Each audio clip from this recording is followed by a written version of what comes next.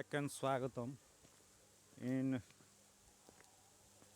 the lecture series Learning Computer with Seeing the Natural Sights of Bharatiya Village or Indian Village.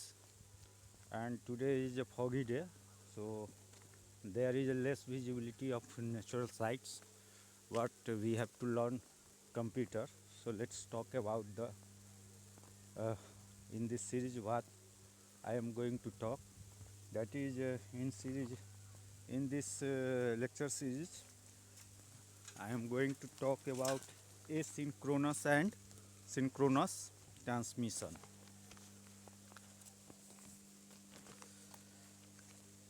So,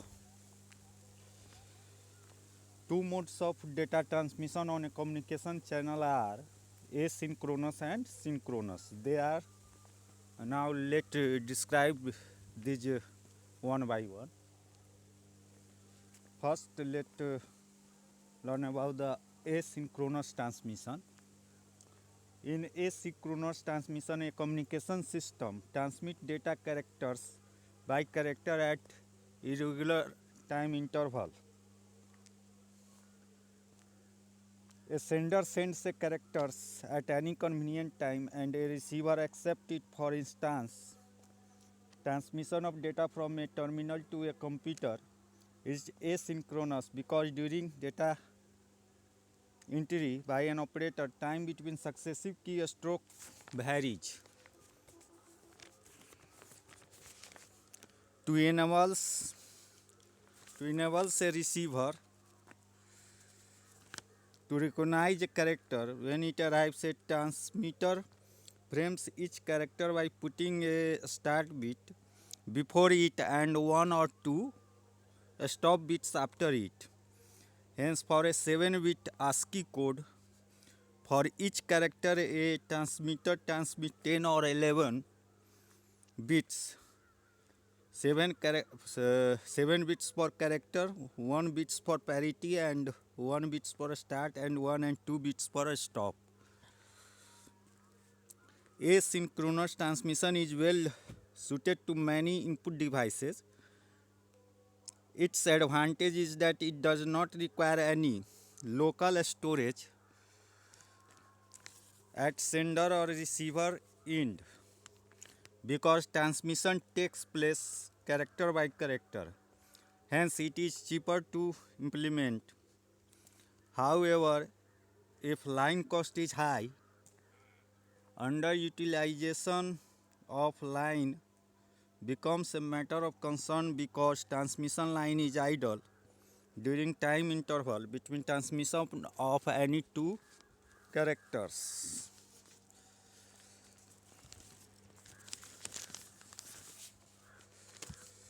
Now let's know about the synchronous transmission. In this transmission, a communication system groups characters into blocks and then adds a header and trailer to each block to convert it into a frame. The header contains synchronization information which receiving devices uses to set its clock in synchronization with sender and clock. It also contains information to identify the sender and receiver. A block containing the characteristics for transmission follows the header. The number of characters in a block may be variable and may consist of hundreds of characters. A trailer terminates the message character of a block. The trailer contains an end of message character followed by a check character to add detection of any transmission error. Hence, in synchronous transmission, a communication system frames an entire block of characters and then transmit it at a time.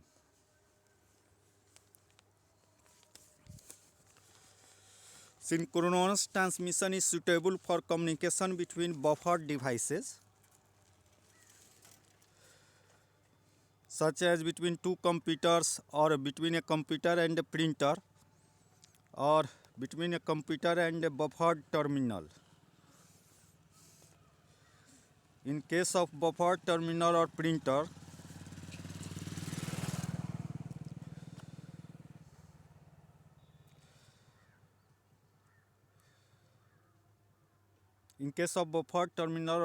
logical data block length would be 132 character to or 80 characters. This transmission has much higher data transmission rates than asynchronous transmission because it eliminates need for individual start-stop bits for each character. Its main advantage, however, is need for local buffer storage at both sender and receiver into assemble blocks and need for accurately synchronized clocks at both ends. Hence, synchronous equipment usually cost more. Now let's know the switching techniques.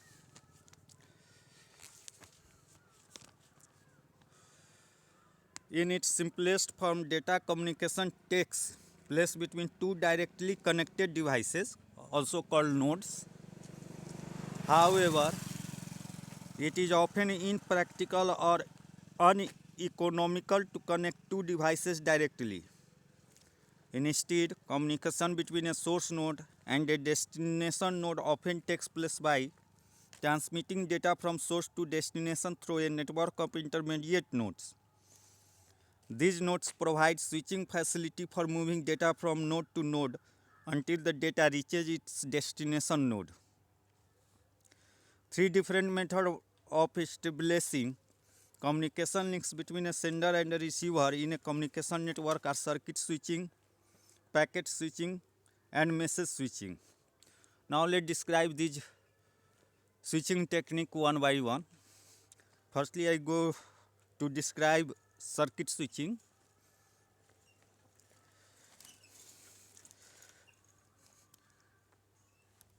A circuit switching system establishes a dedicated physical path, also called circuit, between source, that is sender, and destination, that is receiver, nodes through an intermediate node of communication network.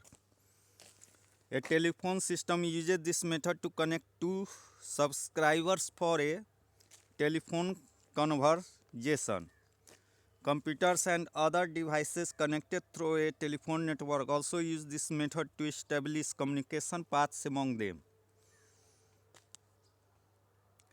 Circuit switching involves three phases: circuit establishment, data transfer, and circuit disconnection. Public switch telephone network PSTN uses circuit switching. To send a message, the communication system establishes a circuit between source and destination nodes by physically connecting incoming and outgoing lines of each intermediate switching node falling in the path. Once established, the circuit is available for exclusive and that is dedicated use by the two nodes, source and destination, until either of them terminates the connection. On termination of the connection, the communication system releases the resources dedicated to the circuit, which it can now use for establishing any other circuit. Now see some advantage of circuit switching. It is suitable for long continuous transmission because a dedicated circuit is available continuously. The method is simple and requires no special facilities. Once a circuit is established, data transmission takes place with no delay other than negligible propagation delay, typically of the order of 6 milliseconds per 1000 kilometers. And after establishment of a circuit between a pair of nodes, full capacity of the circuit is available for exclusive use by the two nodes. Hence, the method provides transmission time guarantee for a message. It is therefore preferred for voice and real-time data transmission.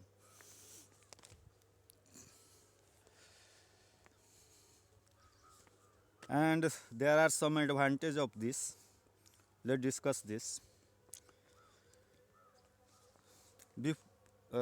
Before actual data transmission, time required to establish a circuit between two nodes is of the order of 10 seconds or more, depending on distance.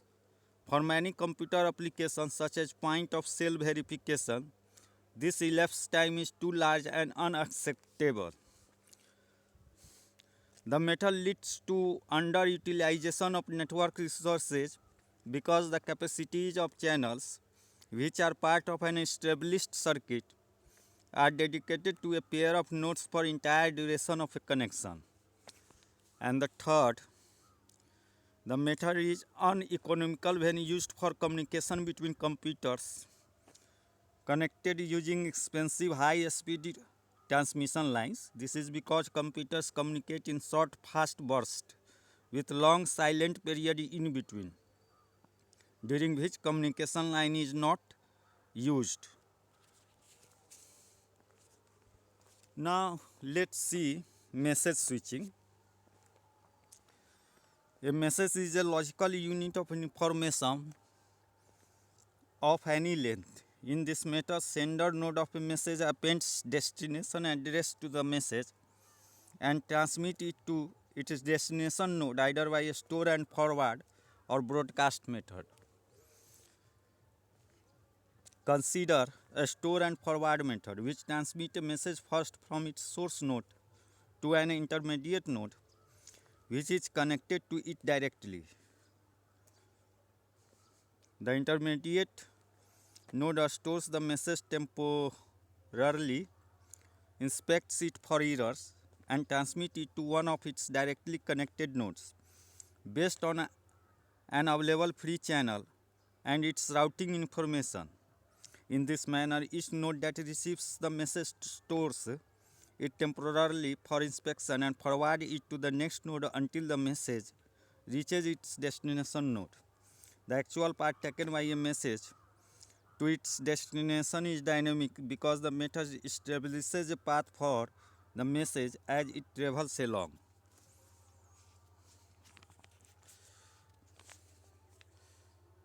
When message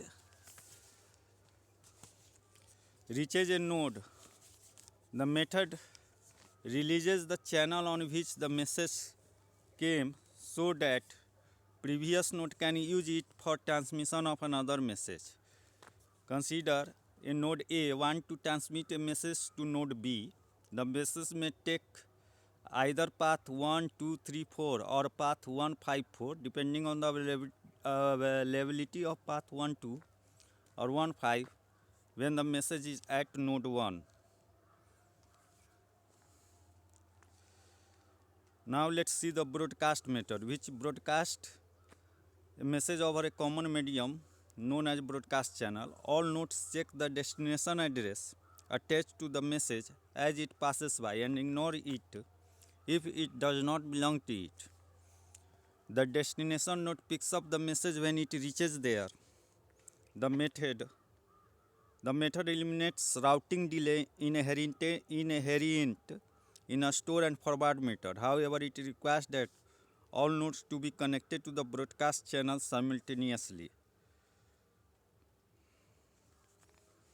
Now see some advantage of message switching.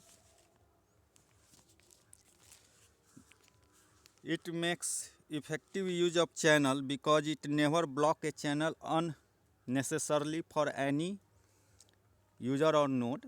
It uses a channel whenever it has to transmit a message. The method does not require any physical connection between source and destination node. Now some disadvantage of message switching.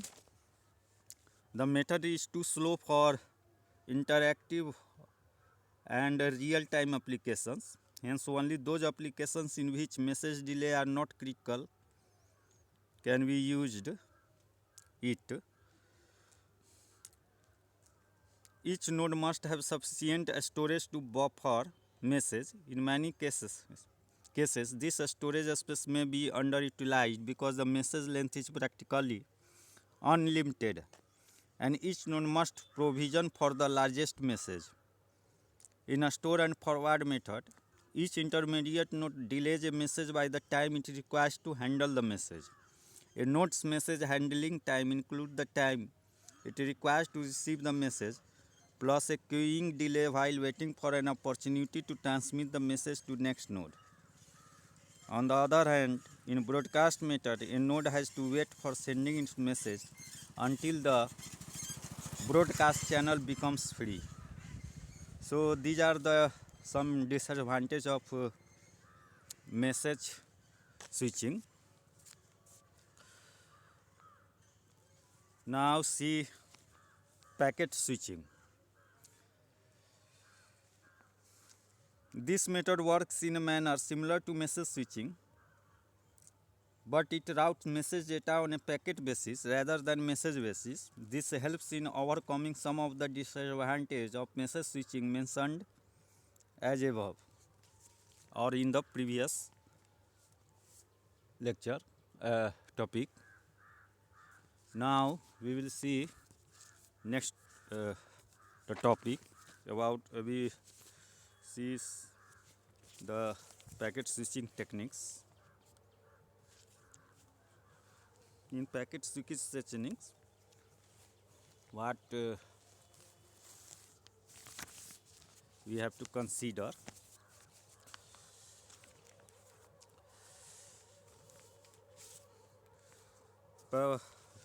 We talk about the packet switching. This method works in a manner similar to message switching. It routes message data on packet basis rather than message basis. This helps in overcoming some of the disadvantages of message switching mentioned in previous topic.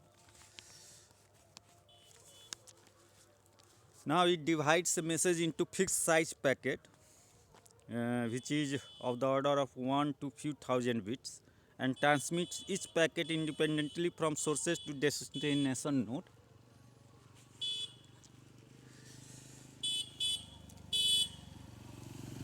It uses either a store and forward or broadcast method for transmitting that packet. It resumes all packet of a message into original message at the destination node. Beside the block of data, which is a part of message, to be sent, a packet has a header containing source and destination address, message number, control information, number of current and last packet, synchronization bits, acknowledgement and error checking bytes, etc. A store and forward method stores a packet temporarily at an intermediate node for error recovery purpose and routes it to next node.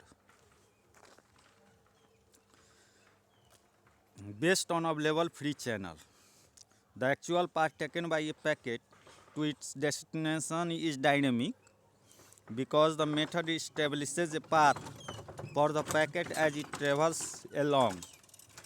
Hence, it is possible that different packets of same message are routed through different paths leading to the same destination depending on line availability and congestions. The X.25 public packet network and the internet uses packet switching method. Now see some advantage of packet switching. Since unit of routing is a packet, intermediate nodes do not have to wait for entire message. Hence, transmission is very fast. It is suitable for communication among computers because computers communicate in a short, fast burst. Wide area network, including the internet, use this method. Unlike message, packets are of a small and fixed size. Hence, a storage requirement for buffering packets at intermediate node is minimal. Now let's see some Advantage of packet switching. Due to need to split a message into packet at source node, buffer each packet at every intermediate node, and to resembles packet at destination node in correct sequence.